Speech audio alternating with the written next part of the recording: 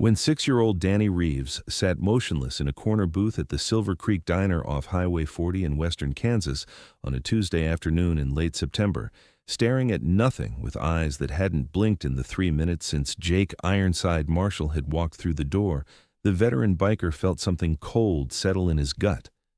The boy's stillness wasn't the normal fidgety boredom of a kid waiting for food. It was the kind of frozen alertness Jake had seen in combat zones, the body's way of making itself invisible when danger was too close to run from. The woman sitting across from the boy was scrolling through her phone, occasionally glancing up to scan the diner with quick, nervous movements that didn't match her casual posture. And when Jake's eyes met the child's for just a second, he saw something that made his instincts scream. The boy wasn't just scared. He was waiting for someone to notice. The Silver Creek Diner was the kind of place travelers passed through without remembering. Located at the intersection of Highway 40 and County Road 17, it served lukewarm coffee, passable pie, and the kind of home-cooked meals that kept long-haul truckers coming back. The parking lot had space for maybe 20 vehicles, most of them pickups and semis, with a separate area for motorcycles that rarely saw use except during summer road trips. At 2:47 in the afternoon on a Tuesday, the place was mostly empty. A couple of truckers at the counter, an elderly man reading a newspaper in a window booth, a waitress refilling coffee with the practiced efficiency of someone who'd been doing it for decades. Jake Ironside Marshall pulled his Road King into one of the motorcycle spots and killed the engine, grateful for the break after 4 hours of riding from Denver. He was 52 years old, sergeant-at-arms for the Prairie Kings MC out of Colorado, with a face weathered by 2 decades on the road and a gray-streaked beard that reached halfway down his chest. His black leather vest bore the club's patches, a crowned motorcycle silhouette over wheat fields, along with various rockers that told the story of his service. Army Ranger tab from his military years, POWMIA flag, Colorado rocker, sergeant-at-arms designation. He'd been riding to Kansas City for a club meeting, planning to grab lunch and coffee before pushing the final 3 hours. Jake had earned his road name Ironside from a piece of shrapnel still lodged near his spine from a firefight in Kandahar, a souvenir that set off metal detectors and ached in cold weather but hadn't stopped him from riding. The Prairie Kings ran clean, focused on veteran support and community service, the kind of club that local law enforcement respected and other MCs acknowledged with nods of mutual understanding. Jake had been a member for 15 years after retiring from the Army, finding in the brotherhood the same sense of purpose and family he'd lost when he left the service. He walked into the diner, the bell above the door announcing his arrival with a cheerful jingle that seemed out of place given what he was about to discover. The waitress, a woman in her 60s with kind eyes and graying hair pulled back in a practical ponytail, looked up from behind the counter and smiled. "Seat yourself, honey. Menu's on the table." Jake nodded his thanks and started toward an empty booth near the window when his gaze swept across the dining area and stopped on the corner booth. The boy sat perfectly still, hands flat on the table in front of him, eyes open and unblinking, staring at the red vinyl seat across from him. He was small, maybe 6 or 7 years old, wearing a faded dinosaur t-shirt that was too big and jeans that looked clean but worn. His brown hair needed cutting, falling over his forehead in a way that partially obscured his face. What struck Jake wasn't the child's appearance, but his absolute stillness. Kids that age didn't sit still. They fidgeted, kicked their feet, played with napkins, asked questions. This boy sat like a statue, like movement might draw unwanted attention. Across from him sat a woman in her mid-30s, blonde hair pulled back in a tight ponytail, wearing oversized sunglasses despite being indoors and a jean jacket over a black t-shirt. She had the kind of tense energy that came from stress or fear or both, her fingers drumming on the table between quick glances at her phone and periodic scans of the diner. Her body language screamed wrong in a way Jake couldn't immediately define but recognized from years of reading situations for danger. Jake's training kicked in before his conscious mind caught up. He took the booth across the aisle, positioning himself where he could watch them without being obvious about it. The waitress came over with coffee and a menu, chatting about the daily specials, but Jake's attention was divided. He ordered a burger and fries without really hearing himself speak, his focus locked on the corner booth. The woman's phone buzzed and she answered it with a quick, quiet conversation Jake couldn't quite hear. Her free hand reached across the table and gripped the boy's wrist, not gently, a controlling gesture that made the child's shoulders tense even further. When she ended the call, she leaned forward and said something to the boy in a low voice. Jake caught fragments. Behave. Don't make a scene. Remember what I told you. The boy nodded once, a tiny mechanical movement, and the woman sat back, releasing his wrist. That's when Jake noticed it. The boy still hadn't blinked, not once in the entire time Jake had been watching. He'd been staring at that same spot on the vinyl seat with unnatural focus for at least 5 minutes now, his eyes wide and glassy, his small body rigid with tension. Jake had seen enough trauma in his military career to recognize a child in survival mode, the kind of frozen alertness that came from being in danger with no way to escape. Jake's burger arrived, but he barely tasted it. He watched as the woman flagged down the waitress and asked for the check, her voice pleasant and normal in a way that felt performed. The waitress brought it over with a smile, asking if they had enjoyed their meal. The woman said yes, everything was fine, they needed to get back on the road. She pulled cash from her wallet and left it on the table, exact amount plus a minimal tip, the kind of transaction designed to be forgettable. The woman stood up and motioned for the boy to slide out of the booth. Move it, Danny, we need to go. Her voice had an edge now, impatience barely masked by false cheerfulness. The boy climbed out slowly, his movements careful and deliberate, like someone trying very hard not to trigger an unpredictable reaction. That's when Jake saw his face clearly for the first time. The child's eyes were red-rimmed from crying or lack of sleep or both. There were no visible bruises, no obvious signs of physical harm, but the terror in those eyes was unmistakable. As they walked toward the door, the boy turned his head slightly and made direct eye contact with Jake. Just for a second. Just long enough for Jake to see the desperate plea in that small face. Help me. The words weren't spoken aloud, but they might as well have been screaming. The boy's lips didn't move, his expression didn't change, but his eyes locked onto Jake with the kind of silent desperation that transcended language. Then, the woman's hand clamped on his shoulder, spinning him forward, and they were at the door.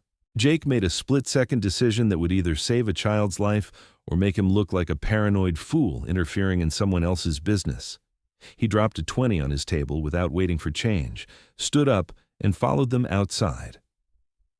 The parking lot was bright with afternoon sun, the heat shimmering off asphalt. The woman was walking quickly toward a silver Honda Accord with Oklahoma plates parked at the far end of the lot, the boy's hand gripped tightly in hers. Jake could see the white of her knuckles from 20 feet away. He didn't approach directly. Instead, he walked to his bike and pulled out his phone, making it obvious he was calling someone while maintaining visual contact with the woman and child. The woman noticed him watching, and her pace quickened. She reached the car, opened the back door, and practically shoved the boy inside with more force than necessary. Get in. Buckle up. Don't move. She slammed the door and hurried around to the driver's side. Jake was already connected to 911 by the time she started the engine. This is Jake Marshall. I'm at the Silver Creek Diner on Highway 40 west of Hays, Kansas. There's a silver Honda Accord, Oklahoma plates with a woman and a young boy, maybe 6 or 7 years old. I need you to run those plates and I need units here now. Something's very wrong with this situation. The boy is exhibiting signs of extreme distress and the woman's behavior is setting off every alarm I have. The dispatcher's voice came through calm but alert. Sir, can you describe what you're seeing that concerns you? Jake rattled off details while watching the car pull out of the parking lot. The child's unnatural stillness, the lack of blinking, the terror in his eyes, the woman's controlling grip and nervous behavior, the way she'd rushed him out when she noticed Jake paying attention. I'm former Army Ranger, and I've been working with at-risk kids through my MC for 15 years. I know what a scared child looks like, and I know what predatory behavior looks like. This is both. Please run those plates. The dispatcher confirmed she was checking the information and dispatching units. Sir, did you get the license plate number? Jake read it off from memory, the numbers and letters he'd made a point to memorize the moment he decided something was wrong. The Honda was turning onto Highway 40 heading east now, accelerating away from the diner. Jake could lose visual contact in the next 30 seconds if he didn't move. Units are approximately 8 minutes out, the dispatcher said. Sir, do not pursue the vehicle. Maintain your position and wait for officers. But Jake was already swinging onto his Harley, firing the engine with a roar that cut through the quiet afternoon. I'm not engaging. I'm maintaining visual contact so you don't lose them. These highways have dozens of turnoffs and farm roads. If I let that car out of my sight, you'll never find them. He pulled out of the parking lot and accelerated onto Highway 40, keeping the Honda in view several hundred yards ahead. The dispatcher was protesting protocol, but also acknowledging reality. Sir, I need you to understand you're assuming significant liability if you pursue this vehicle. Jake's response was flat and certain. I understand, and I also understand that if I'm wrong, I'll apologize and deal with the consequences. But if I'm right and I do nothing, a child disappears and I have to live with that for the rest of my life. I'll take my chances with liability. They drove east on Highway 40 for 6 minutes, the Honda maintaining steady speed just above the limit, the kind of careful driving that suggested the woman knew she was being followed and was trying to avoid drawing police attention. Jake kept his distance, close enough to maintain visual, but far enough to avoid escalating the situation. His phone was on speaker in his vest pocket, the dispatcher feeding him updates. State patrol units converging from 2 directions, local sheriff en route, FBI being notified due to potential child abduction scenario, Kansas Highway Patrol helicopter being scrambled. Then the Honda's brake lights flashed and the car slowed, pulling onto a county road that led north into farmland. Jake followed, narrating every turn to the dispatcher. She's taking County Road 23 north. Looks like she's heading into rural area. No other vehicles visible. He could see the woman checking her mirrors constantly now, her movements agitated. She knew she was being followed, and she was looking for options. The county road stretched through endless wheat fields, the landscape flat and empty for miles. Perfect place to disappear if you knew the back roads, but also perfect place for law enforcement to contain if they could get ahead of her. Jake could hear sirens now in the distance behind him, units closing in. The Honda accelerated suddenly, dust kicking up from the gravel road as the driver pushed harder. Jake matched her speed, his Road King handling the rough surface better than her sedan. His mind was running calculations. If she had a weapon, if she decided the boy was a liability, if she panicked and did something desperate. He forced those thoughts down and focused on the immediate task. Keep her in sight. Don't let her turn onto a farm road or driveway where she could hide. Keep the dispatcher updated. Wait for the cavalry. 2 Kansas State Patrol cruisers appeared on the road ahead, emerging from an intersecting farm road and taking position to block the Honda's forward progress. The woman hit her brakes hard, the car fishtailing on gravel before skidding to a stop. Jake stopped his bike 50 feet back, engine running, ready to move if she tried to reverse. Behind him, 2 more patrol units arrived, boxing the Honda in completely. Officers emerged with weapons drawn, commands sharp and clear. Driver, turn off the engine and show me your hands. Step out of the vehicle slowly. Keep your hands visible. The woman's door opened and she climbed out, hands raised, face a mask of indignant confusion that Jake didn't buy for a second. Officer, I don't understand what's happening. I haven't done anything wrong. I'm just driving my nephew to his grandmother's house in Topeka. One trooper kept her covered while his partner approached the passenger side. Through the tinted rear window, Jake could see the small figure still sitting motionless in the back seat. The officer opened the door and knelt down, his voice gentle. Hey there, buddy. What's your name? Can you tell me what's going on? Jake couldn't hear the boy's response, but he saw the officer's body language change immediately, tension increasing, radio going to his mouth with urgent transmission. Within minutes, more units arrived. A detective emerged from an unmarked car and approached Jake while other officers detained the woman and carefully extracted the boy from the vehicle. Mr. Marshall, I'm Detective Karen Hayes, Kansas Bureau of Investigation. Dispatcher said you initiated this contact. I need you to walk me through everything you observed. Jake explained it all. The boy's unnatural stillness in the diner, the lack of blinking, the terror in his eyes, the woman's controlling behavior, the silent plea for help the child had communicated without words. I've worked enough missing persons cases through my club's community outreach to know the difference between a tired kid and a terrified one. That child was screaming for help with everything except his voice. Detective Hayes nodded, her expression grim. Your instincts were correct, Mr. Marshall. The boy is Danny Reeves, 6 years old, reported missing from a playground in Tulsa, Oklahoma 4 days ago. The woman is Christine Parker, wanted in connection with his disappearance. Preliminary information suggests she's his biological mother who lost custody 2 years ago after repeated abuse and neglect findings. She's been living under an assumed name in Oklahoma and apparently grabbed him during a supervised visitation that went wrong. Jake felt his stomach turn. 4 days. This kid had been with his abductor for 4 days. How's he doing? Physically unharmed, but severely traumatized. He's barely spoken since we got him out of the car. We're getting medical and psychological evaluation now, then reuniting him with his legal guardians. They've been frantically searching since he disappeared. Detective Hayes paused. Mr. Marshall, you potentially saved this child from a very bad situation.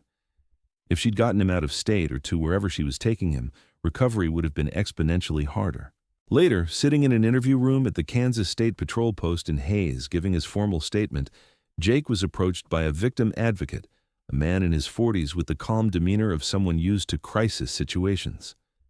Mr. Marshall, Danny has been asking about the man on the motorcycle who followed them. He's been very insistent that he wants to thank you. We don't normally allow contact in cases like this, but given the circumstances and the fact that you're the reason he's safe, we thought it might help with his sense of closure. Would you be willing? Jake nodded, his throat tight with emotion he was trying to keep controlled. They brought Danny into a small conference room that had been set up with child-friendly touches, stuffed animals on a side table, coloring books, a box of tissues within easy reach. The boy had been changed into clean clothes provided by victim services, his hair had been combed, and someone had given him a juice box that he clutched in both hands like a lifeline. But those eyes still carried the shadow of 4 days of terror, still had that wide, watchful quality that came from not knowing if safety was real or temporary. Danny looked at Jake and his small face crumpled with relief. You followed us? I saw you in the parking lot and I thought maybe you didn't understand, but then I saw your motorcycle behind the car and I knew you saw me. His voice was barely above a whisper, words tumbling out in a rush. I tried to tell people at the gas station yesterday, but nobody listened. I tried to get the waitress to notice, but she just smiled and brought us food. But you saw me. You knew something was wrong. Jake knelt down to the boy's level, making himself smaller and less intimidating. Danny, you did everything right. You stayed calm. You looked for help. You trusted your instincts about who might listen. That took incredible courage. The boy's eyes filled with tears. She said if I told anyone or tried to run, she would hurt my foster parents. She said she was my real mom and I belonged with her, but I don't remember her and she scared me. She kept saying we were going to Canada where nobody could find us and I'd never see my family again. I was so scared. The victim advocate moved closer, a gentle presence at Danny's shoulder. Danny, you're safe now. The woman can't hurt you or anyone else. She's going to jail for a very long time. And your foster parents are on their way right now. They've been looking for you every single day, and they'll be here in about 3 hours. Danny wiped his face with his sleeve and looked back at Jake. Why did you help me? You don't even know me. Jake felt something crack open in his chest, memories of his own childhood he rarely let surface, times when he'd needed someone to notice and nobody had. Because every kid deserves to have someone pay attention when they're scared. Because you were brave enough to ask for help even when it was dangerous. And because that's what good people do. We show up for each other, especially for kids who need protection. The boy took a shaky breath. I wasn't blinking, because she told me if I looked around too much or acted nervous, she would know I was planning to tell someone, and we'd leave right away. She said I had to stare at one spot and not move until she said so. So I just picked a spot and stared at it and hoped somebody would notice that wasn't normal. You noticed. Jake's eyes were burning. He had to look away for a moment to compose himself. You're a smart kid, Danny. You figured out how to signal for help even when you couldn't speak. That's incredibly brave. The advocate handed Danny a tissue and the boy blew his nose, looking suddenly very small and very young, despite the wisdom trauma had forced on him. Can I see your motorcycle? Danny asked, his voice strengthening slightly. I told the police officers about it. I said the man on the big motorcycle was the one who saved me. Jake smiled. Yeah, buddy. When you're ready, we can go look at the bike. Danny clutched his juice box tighter. I've never been on a motorcycle before. My foster dad has a car and my foster mom has a van, but I think motorcycles are cool. Maybe when I'm bigger. Maybe when you're bigger, Jake agreed. And maybe when you're ready, you can meet some of my brothers from the MC. We do a lot of work with kids who've been through tough stuff. We help families, we raise money for programs, we show up when people need us. You'd fit right in with us because you've got the kind of courage that matters. Danny considered this seriously. What does MC mean? Motorcycle club. It's like a family, but one you choose instead of being born into. We take care of each other, and we take care of people in our community who need help. The boy nodded slowly. Like how you took care of me. Exactly like that. They sat together for a few more minutes, Jake answering Danny's questions about motorcycles and the Prairie Kings and what it was like to ride across the country. The advocate eventually said Danny needed to rest and get ready for his foster parents' arrival. But first, they walked outside together, where Jake's Road King sat in the parking lot gleaming in the late afternoon sun. Danny approached the bike with reverence, his small hands reaching out to touch the chrome before pulling back. It's okay, Jake said. You can touch it. Danny ran his fingers over the handlebars, the leather seat, the Prairie King's patch on Jake's vest that he'd draped over the bike. This is the biggest motorcycle I've ever seen. When you're bigger and your parents say it's okay, I'll take you for a ride. I promise. The boy's face lit up with the first genuine smile Jake had seen from him. Really? You promise? I promise. Jake held out his hand, and Danny shook it solemnly, sealing the agreement. 3 hours later, Danny's foster parents arrived at the state patrol post.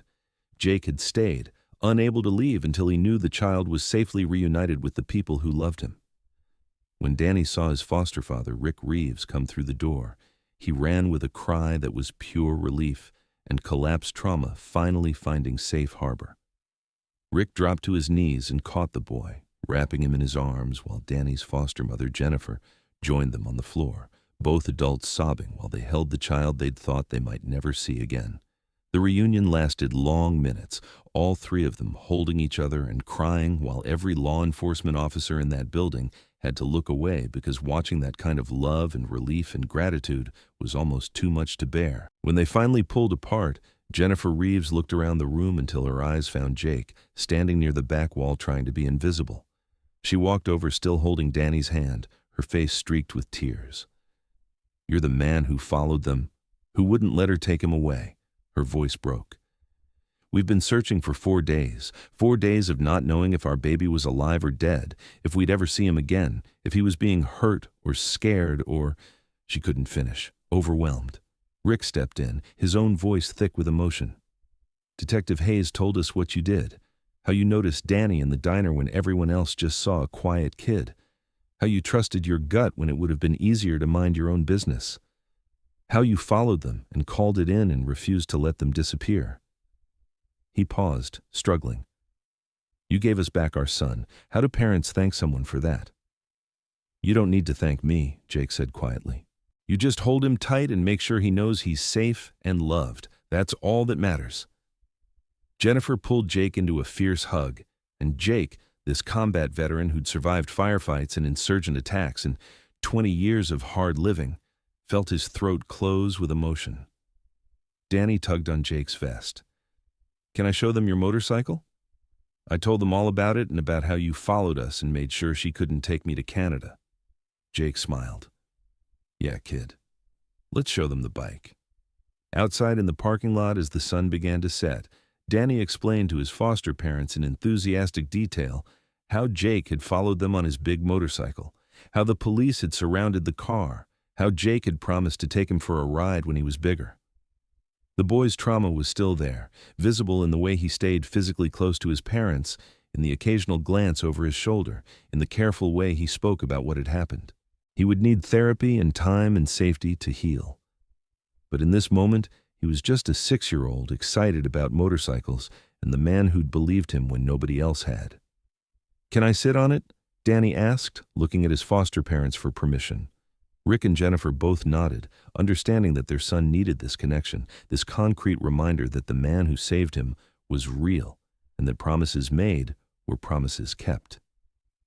Jake lifted Danny onto the bike seat, and the boy's face transformed with wonder and pride.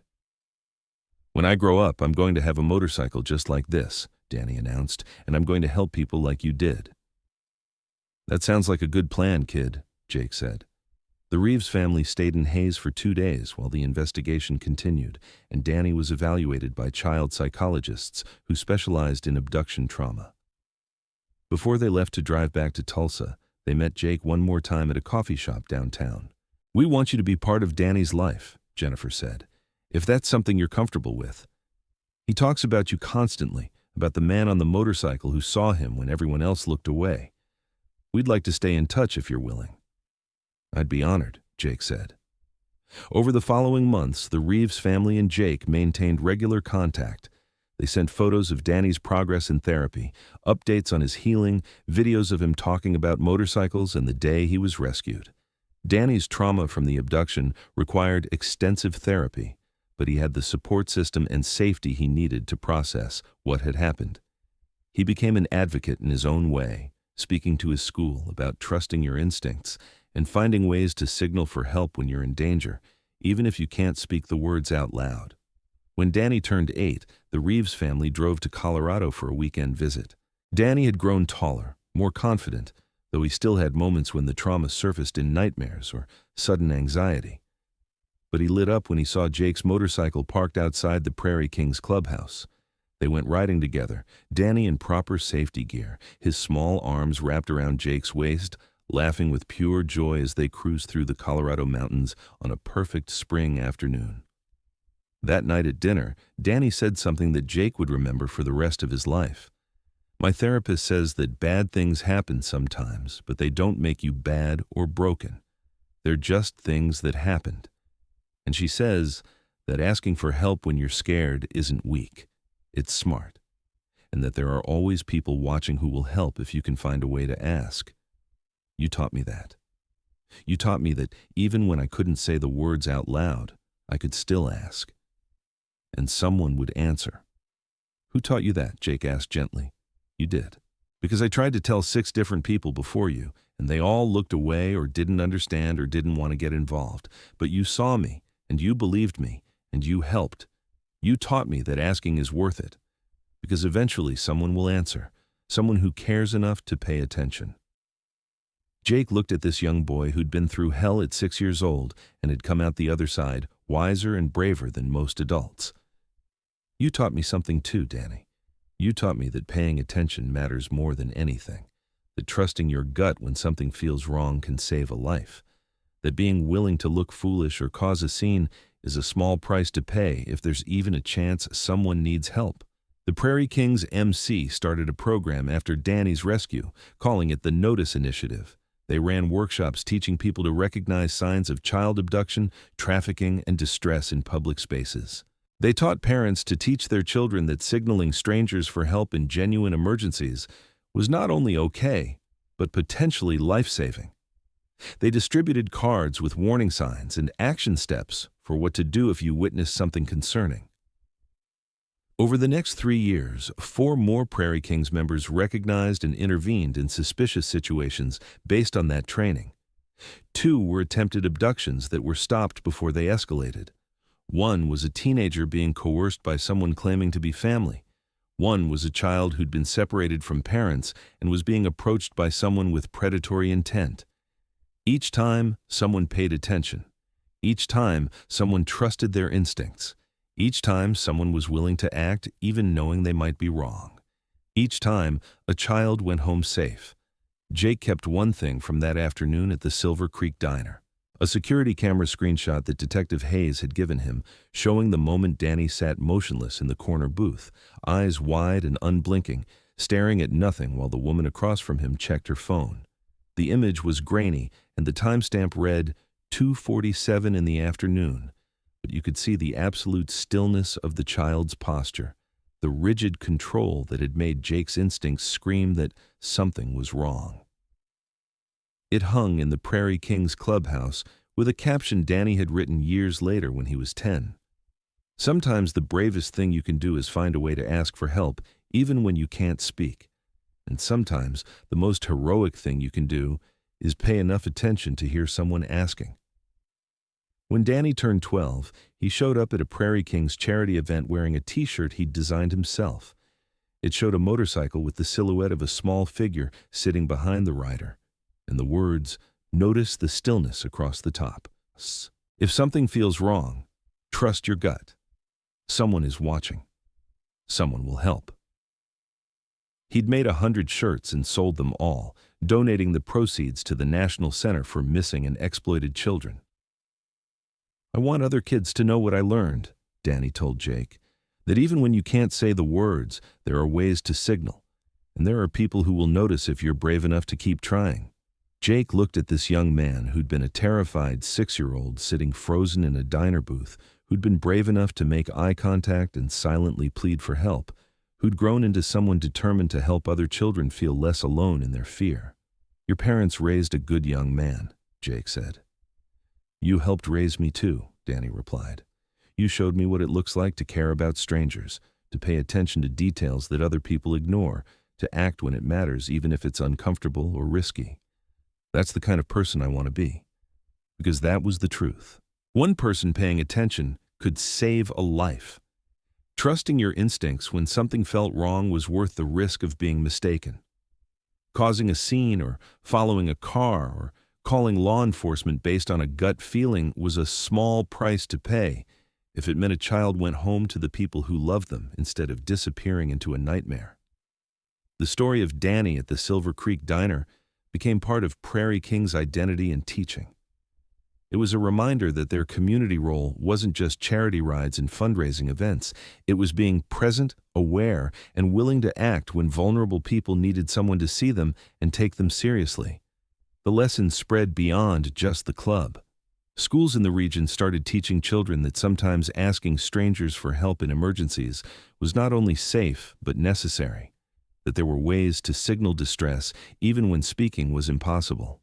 That stillness could be a message just as loud as screaming if someone was watching closely enough. Parents learned to trust their children's instincts about uncomfortable situations and to believe them when they said something felt wrong, even if it looked fine from the outside. Communities developed networks of aware adults who understood that predatory behavior often happened in plain sight and that intervention required people willing to act on incomplete information and accept being wrong if it meant potentially being right. If you've ever witnessed something that made your instincts scream but talked yourself out of acting because you didn't want to cause trouble or look foolish, remember Danny sitting motionless in that diner booth. Remember that children in danger are often trying desperately to signal for help in ways that require us to truly see them, to notice the details that don't match, to trust that feeling in our gut that says something is wrong here. Share this story with someone who needs to hear that awareness saves lives, that one person choosing to act can stop a tragedy in progress, and that sometimes the most important thing you can do is notice someone who's trying to be noticed. Your attention might be exactly what a child needs to make it home safe. Paying attention isn't paranoia, it's responsibility. And in a world where predators count on bystanders looking away, every person willing to trust their instincts and act becomes part of the solution that brings children home.